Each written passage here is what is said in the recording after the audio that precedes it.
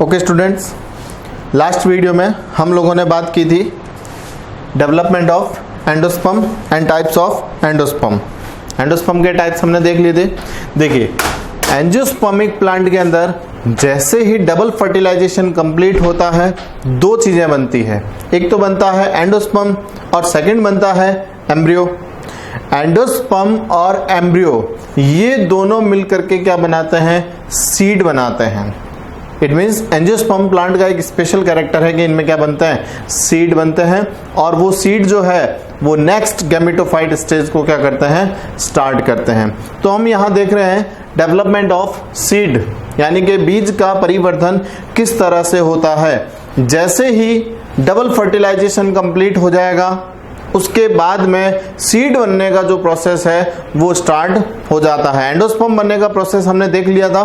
Triple fusion के बाद में जो है वो एंडोस्पर्म बनता है, बट जो फर्स्ट फर्टिलाइजेशन होता है यानी कि जो ट्रू फर्टिलाइजेशन होता है उसके थ्रू क्या बनता है? एम्ब्रियो बनेगा।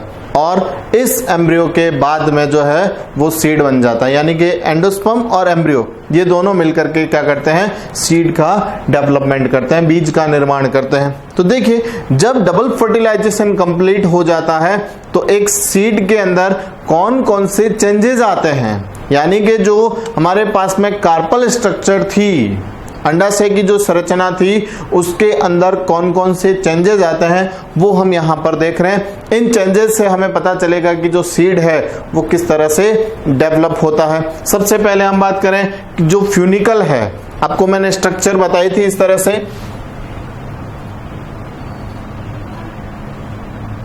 इस तरह से जो एक फ्यूनिकल स्ट्रक्चर बनती है,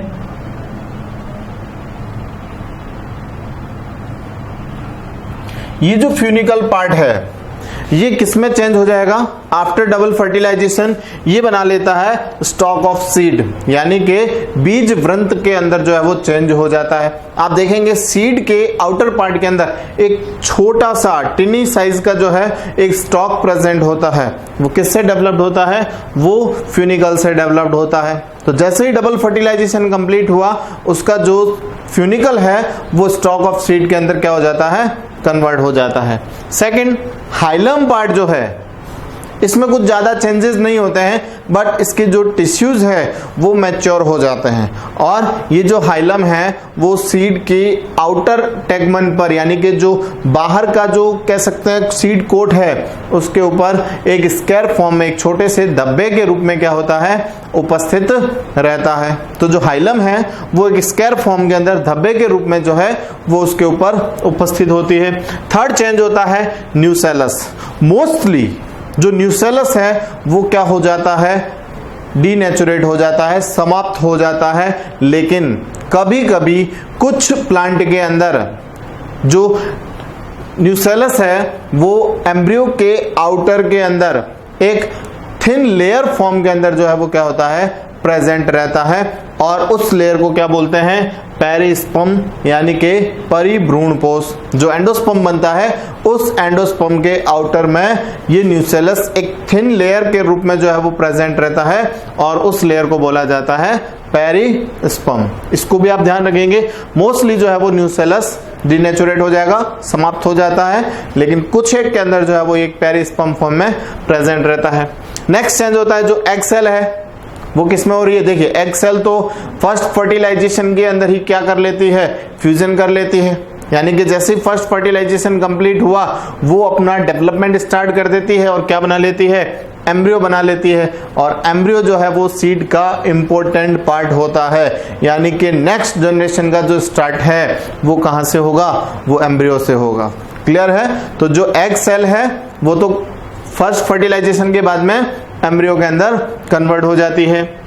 उसके बाद में बचा एंडोस्पर्म न्यूक्लियस, जो हमने लास्ट वीडियो के अंदर बात की थी, टाइप्स ऑफ एंडोस्पर्म, जिसके अंदर आपने देखा था न्यूक्लियर एंडोस्पर्म, यानी कि जो केंद्रकीय भ्रूणपोष बनता है, या कह सकते हैं सेलुलर एंडोस्पर्म बनता है, हैलोबियल एंडोस्पर्म बनता है। तो ये जो एंडोस्पर्म है वो किस में रहता है? एंडोस्पर्म फॉर्म के अंदर, यानी कि जो न्यूक्लियस है एंडोस्पर्म के जो न्यूक्लियस है वो किस में कन्वर्ट हो जाते हैं, एंडोस्पर्म के अंदर कन्वर्ट हो जाते हैं। मैंने आपको एग्जांपल बताया था कोकोनट मिल्क या जो कोकोनट वाटर है उसके अंदर क्या होता है, न्यूक्लियस प्रेजेंट रहते हैं और वो न्यूक्लियस धीरे धीरे क्या करते हैं, उसकी वॉल के साइड में जो है वो एक लेयर बनाना स्टार्ट करते हैं, वो एंडोस्पर्म के अंदर जो है वो कन्वर्ट हो जाती है। नेक्स्ट सिनर्जिड सेल्स, ये मोस्टली क्या हो जाती है, डीनेचुरेट हो जाती है, इनका कुछ भी चेंजेस नहीं होगा और जैसे ही फर्टिलाइजेशन, देखिए जैसे ही पॉलन ट्यूब माइक्रोपाइल एंड पर पहुंचती है एक सिनर्जिड सेल तो उसी टाइम खत्म हो जाती है, ठीक है। सेकेंड सिनर्जिड सेल जो है वो फर्टिलाइजेशन के बाद में क्या हो जाती है, डीनेचुरेट हो जाती है। क्लियर हुआ? तो सिनर्जिड सेल्स, दो सिनर्जिड सेल्स होती है, दोनों ही क्या हो जाती है, डीनेचुरेट हो जाती है, कोई भी रोल प्ले नहीं करेगी आगे। नेक्स्ट एंटीपोडल सेल, ये भी फर्टिलाइजेशन के बाद में क्या हो जाती है, डीनेचुरेशन हो जाएगा इनका भी, यानी कि ये भी विघटित तो हो जाती है। उसके बाद में माइक्रोपाइल एंड जो है वो नॉर्मली क्या होता है, चेंज नहीं होता है। माइक्रोपाइल एंड जो है वो एक पोर लाइक स्ट्रक्चर फॉर्म में जो है सीड के आउटर पार्ट के अंदर जो है वो प्रेजेंट रहता है। कुछ प्लांट ऐसे भी होते हैं जिनके अंदर ये माइक्रोपाइल एंड जो है वो एक कह सकते हैं कि पोर लाइक स्ट्रक्चर में प्रेजेंट रहता है, जिसको बोला जाता है ऑपरकुलम। ऑपरकुलम फॉर्म में जो है ये प्रेजेंट रहता है। क्लियर है? तो यहां तक हो गया। माइक्रोपाइल एंड जो है वो ऑपरकुलर फॉर्म के अंदर जो है वो प्रेजेंट रहेगा। ऑपरकुलम क्या है? एक्चुअल में ऑपरकुलम जो है वो एक ओपनिंग पोर है, यानी कि जहां से जो है वो जर्मिनेशन स्टार्ट होता है, ऐसा अपन मान सकते हैं कि जहां से जर्मिनेशन स्टार्ट हो सकता है। उसके बाद में आपके बचा आउटर इंटेग्यूमेंट।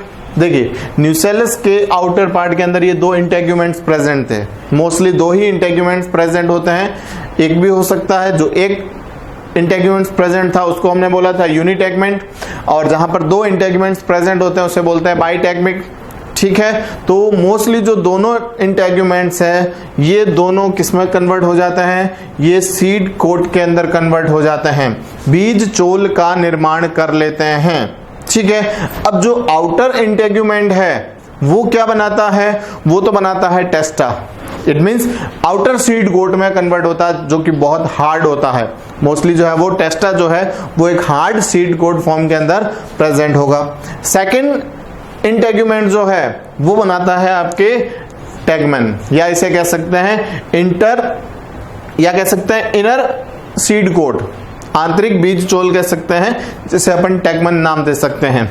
तो टेस्टा और टेगमन के अंदर जो है ये कन्वर्ट हो जाते हैं, ठीक है। अब देखिए एक एग्जांपल लेते हैं आपके लीची का। आपने लीची का एग्जांपल देखा होगा, इसके अंदर न्यूसेलस के बाहर की ओर, न्यूसेलस के बाहर की ओर जो है एक फ्लैशी लेयर्स बन जाती है, फ्लैशी लेयर बन जाती है, और वो फ्लैशी लेयर जो है वो क्या कहलाती है, एरिल कहलाती है। मोस्टली लीची के अंदर जो खाने वाला पार्ट है वो क्या होता है, एरिल होता है। ये किसका पार्ट होता है, ये न्यूसेलस का पार्ट होता है। जो न्यूसेलस है वो एरिल के अंदर कन्वर्ट हो जाता है, और लीची के अंदर जो इसका कह सकते हैं फूड स्टोरेज पार्ट है वो एरिल ही होता है। क्लियर है? तो ये जो पार्ट है ये सीड का डेवलपमेंट होता है। जैसे ही डबल फर्टिलाइजेशन कंप्लीट हो जाएगा सीड के अंदर ये सारे चेंजेस होने स्टार्ट हो जाते हैं। मोस्टली हमने जो ओव्यूल्स की स्ट्रक्चर पढ़ी थी, जो ओवेरी और ओव्यूल्स की स्ट्रक्चर पढ़ी थी, उसके अंदर ये सारे पार्ट हमने देख लिए थे। अब इनमें जो है वो चेंजेस होना स्टार्ट हो जाते हैं। यहां से जो है वो सीड कंप्लीटली बन जाएगा, सीड के आउटर में जो है वो कोट बन जाएंगे, आउटर कोट जो है वो सीड को क्या करेगा, प्रोटेक्ट करेगा। इट मींस कह सकते हैं अनफेवरेबल कंडीशन के अंदर जो है वो सीड को प्रोटेक्ट करता है। इट मींस एम्ब्रियो को प्रोटेक्ट करता है। एम्ब्रियो जो है वो सीड का बहुत ही इंपॉर्टेंट पार्ट है। अगर सीड में से एम्ब्रियो निकाल दिया जाए तो वो सीड जो है वो वेस्ट होगा, किसी काम का नहीं होगा, उसमें जर्मिनेशन कैपेसिटी जो है या वाइटल कैपेसिटी जो है वो क्या हो जाती है, खत्म हो जाती है, ठीक है। तो ये तो हो गया डेवलपमेंट ऑफ सीड। अब एक चीज देखते हैं कि जो सीड है वो एंडोस्पर्म की प्रेजेंस और एब्सेंट के अकॉर्डिंग जो है वो कितने तरह के हो सकते हैं। मोस्टली प्रेजेंट है या एब्सेंट है तो दो टाइप्स के ही जो है वो सीड प्रेजेंट होंगे। तो देखिए टाइप्स ऑफ सीड, हमने सीड के टाइप्स को डिवाइड किया है किसके अकॉर्डिंग, एंडोस्पर्म के अकॉर्डिंग। एंडोस्पर्म जो भ्रूणपोष है इसके अकॉर्डिंग जो है वो हमने सीड के टाइप्स को डिवाइड कर रखा है। मोस्टली हमारे पास में 2 टाइप्स के सीड प्रेजेंट होते हैं। फर्स्ट है नॉन एंडोस्पर्मस सीड या कह सकते हैं एग्स एल्बुमिनस, अभ्रूणपोषी। अभ्रूणपोषी बीज, देखिए नाम से ही पता चल रहा है, ऐसे बीज जिनका सारा एंडोस्पर्म जो है वो सीड डेवलपमेंट के टाइम में क्या हो जाता है, पूरा यूज हो जाता है। सारा एंडोस्पर्म जो है वो क्या हो जाएगा, यूज में आ जाता है, कोई एंडोस्पर्म पार्ट नहीं बचेगा। फूड स्टोरेज जो है वो उसके कोटिलेडन्स के अंदर, सीड के जो कोटिलेडन्स होते हैं उनके अंदर स्टोर हो जाता है। क्लियर है। लाइक एज मैक्सिमम जो डाइकोट प्लांट्स होते हैं वो कैसे होते हैं, वो नॉन एंडोस्पर्मस से सीड होते हैं, यानी कि अभ्रूणपोषी बीज होते हैं। एग्स एल्बुमिनस सीड कहा जा सकता है इनको। जैसे कि आप देखेंगे चना है, मटर है, मूंगफली है, इनके जो कोटिलेडन्स होते हैं इन्हीं के अंदर जो है वो क्या होता है, फूड स्टोर होता है। क्लियर है। तो ऐसे सीड क्या होंगे, नॉन एंडोस्पर्मस सीड होंगे, यानी कि अभ्रूणपोषी बीज होते हैं। सेकंड सीड वे होते हैं जिनके अंदर जो एंडोस्पर्म है वो कंप्लीटली यूटिलाइज नहीं हो पाता है। एग्स एल्बुमिनस के अंदर तो क्या होगा, एंडोस्पर्म कंप्लीटली यूटिलाइज कर लिया जाएगा, पूरा ही काम में ले लिया जाता है, कोई भी एंडोस्पर्म जो है वो पीछे नहीं रहता है। तो ऐसे तो सीड हो जाएंगे नॉन एंडोस्पर्मस। जहां पर एंडोस्पर्म जो है वो रह जाता है पीछे की और सीड के अंदर जो है वो स्टोर्ड रह जाता है, तो ऐसे सीड को हम बोलते हैं एल्बुमिनस सीड और एंडोस्पर्मस सीड, यानी कि भ्रूणपोषी बीज कहा जाता है।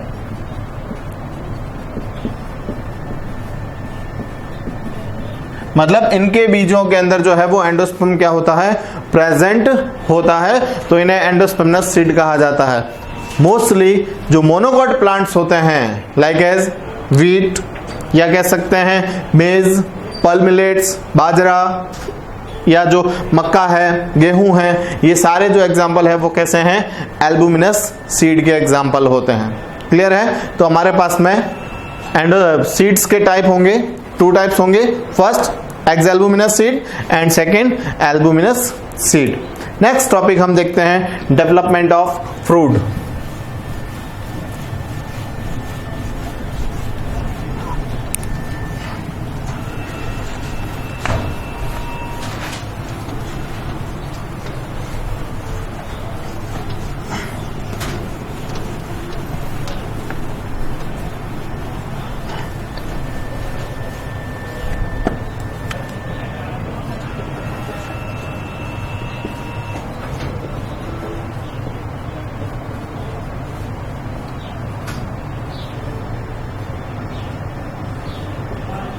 फ्रूट डेवलपमेंट कैसे होता है, यानी कि फल कैसे बनता है। जो एंजियोस्पर्मिक प्लांट होते हैं उनके अंदर फ्रूट डेवलपमेंट कैसे होता है। देखिए फ्रूट डेवलपमेंट के लिए जो डबल फर्टिलाइजेशन है उसका इंपॉर्टेंट रोल होगा।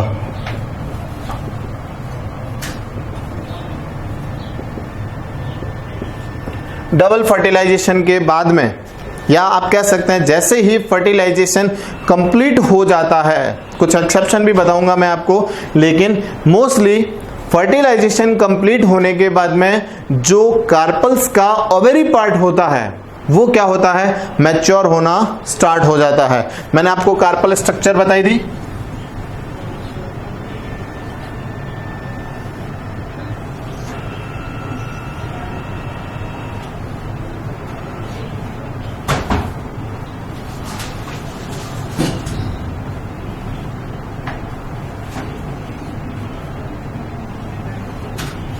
ये इस तरह से कार्पल स्ट्रक्चर बनती है, और कार्पल्स का जो सबसे टॉप पार्ट होता है वो तो क्या होता है, स्टिग्मा।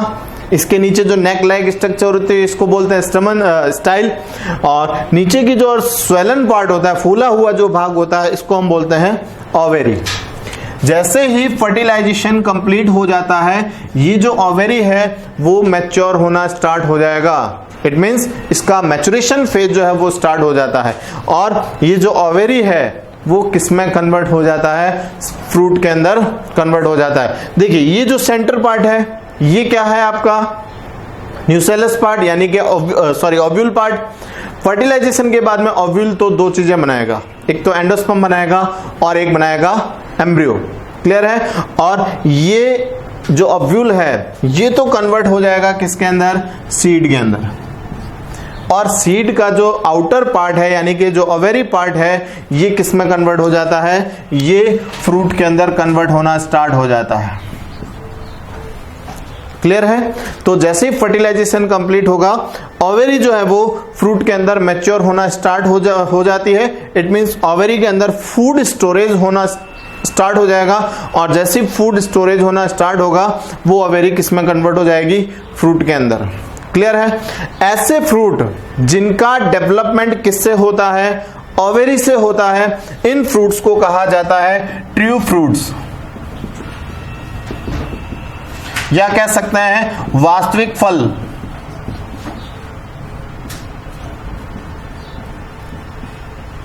जिन फलों का निर्माण किससे होता है, ओवेरी से होता है, ऐसे फलों को कहा जाता है ट्रू फ्रूट्स या वास्तविक फल। सेकंड, अभी मैं एक्सेप्शन की बात कर रहा था, कुछ ऐसे फ्रूट्स भी होंगे जिनका डेवलपमेंट ओवेरी से नहीं होता है। फ्रूट अभी तो हम बात कर रहे हैं कि फर्टिलाइजेशन के बाद में ओवेरी फ्रूट में कन्वर्ट हो रहा है, लेकिन कुछ एक्सेप्शन हैं, लाइक एज एप्पल या स्ट्रॉबेरी है, और या कह सकते हैं अखरोट है। इनके अंदर जो फ्रूट का डेवलपमेंट है वो किससे होता है, वो कोरोला से हो सकता है, कैलिक्स से हो सकता है, या थैलेमस से हो सकता है, यानी कि बाह्य दलपुंज और जो पुष्पासन वाले भाग हैं, इनसे जब फ्रूट डेवलपमेंट होता है तो ऐसे फ्रूट्स को बोला जाता है फॉल्स फ्रूट,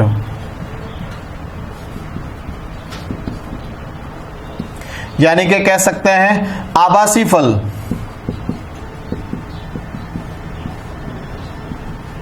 फॉल्स फ्रूट या आभासी फल कहा जाता है। तो मोस्टली हमारे पास में जो है वो टू टाइप्स के फ्रूट्स प्रेजेंट होंगे, first true fruits and second false fruit. जो ओवेरी से डेवलप्ड होते हैं वो तो होते हैं ट्रू फ्रूट्स, और जो अदर पार्ट से या कह सकते हैं फ्लावर के अदर पार्ट से जो है वो फ्रूट डेवलप्ड होते हैं उन्हें कहा जाता है फॉल्स फ्रूट। देखिए इन दोनों ही फ्रूट्स के अंदर जो है वो फर्टिलाइजेशन क्या होता है, कंपलसरी होता है, यानी कि जैसे ही फर्टिलाइजेशन पूरा होगा उसके बाद में जो है वो ट्रू फ्रूट्स या फॉल्स फ्रूट बनेंगे। लेकिन कभी कभी विदाउट फर्टिलाइजेशन भी जो फ्रूट कह सकते हैं फ्रूट है उसका डेवलपमेंट हो जाता है, यानी कि बिना निषेचन के जब फल का विकास हो जाता है तो ऐसे फलों को कहा जाता है पार्थेनोकार्पिक फ्रूट।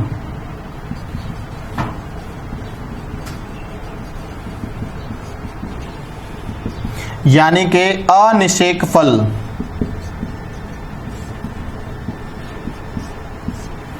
और इस प्रोसेस को बोला जाता है पार्थेनोकार्पी, यानी कि अनिषेक फलन। देखिए दोनों के अंदर डिफरेंस है, दोनों का क्वेश्चन आपको सेम लग सकता है लेकिन दोनों का आंसर डिफरेंट है। एक तो है पार्थेनोकार्पिक फ्रूट, विदाउट फर्टिलाइजेशन जब कोई फ्रूट डेवलपमेंट होता है तो उसको तो हम बोलते हैं पार्थेनोकार्पिक फ्रूट, और इस प्रोसेस को बोला जाता है पार्थेनोकार्पी। यानी कि अनिषेक फलन। क्लियर है। तो ये दो क्वेश्चन बन सकते हैं आपके, एक तो पार्थेनोकार्पिक फ्रूट और पार्थेनोकार्पी, और सेकंड आपके क्वेश्चन बन सकता है टाइप्स ऑफ फ्रूट का, जिसके अंदर ट्रू फ्रूट्स फॉल्स फ्रूट जो है वो इसके अंदर आपको मिल सकते हैं। देखिए नेक्स्ट अगर हम बात करें, जो पार्थेनोकार्पिक फ्रूट है वो किसके थ्रू हो रहे हैं, विदाउट फर्टिलाइजेशन हो रहे हैं। तो कई बार क्या होता है कि इंडस्ट्रियल फ्रूट्स डेवलपमेंट के लिए, या कह सकते हैं कि लार्ज स्केल पर फ्रूट प्रोडक्शन करने के लिए फर्टिलाइजेशन का वेट नहीं किया जाता है। नॉर्मली अगर नेचुरली फ्रूट डेवलप्ड होगा तो उसके अंदर टाइम ज़्यादा लगता है, और कई बार जो कह सकते हैं जो बहुत ज़्यादा लार्ज स्केल पर फ्रूट प्रोडक्शन करते हैं वहाँ पर वो इतना वेट नहीं कर सकते, तो उसके लिए क्या करते हैं, कुछ हार्मोन्स को यूज़ किया जाता है लाइक एज ऑक्सिन और जिब्रेलिन हार्मोन्स। इन हार्मोन्स को कह सकते हैं स्प्रे करके, जो कार्पल्स है इसके ऊपर हार्मोन स्प्रे करके भी जो है वो क्या किया जा सकता है, पार्थेनोकार्पी की जा सकती है, यानी कि अनिषेक फलन किया जा सकता है, जिससे फ्रूट डेवलपमेंट जो है वो बहुत ही शॉर्ट टाइम के अंदर जो है वो हो जाता है, कम समय के अंदर फलों का निर्माण हो जाएगा और इससे जो है वो लार्ज स्केल पर जो है वो फलों का प्रोडक्शन किया जा सकता है। क्लियर है? तो ये तो अपना प्रोसेस हो गया किसका, फ्रूट डेवलपमेंट का। क्लियर है? इसी वीडियो के साथ हमारा थर्ड चैप्टर जो है वो क्या होता है, कंप्लीट हो जाता है। क्लियर है? इस चैप्टर से रिलेटेड जो भी क्वेश्चंस है, डाउट्स है, वो आप बुक्स के अंदर देख सकते हैं और उसके जो है वो कमेंट्स ग्रुप के अंदर डाल सकते हैं। क्लियर है?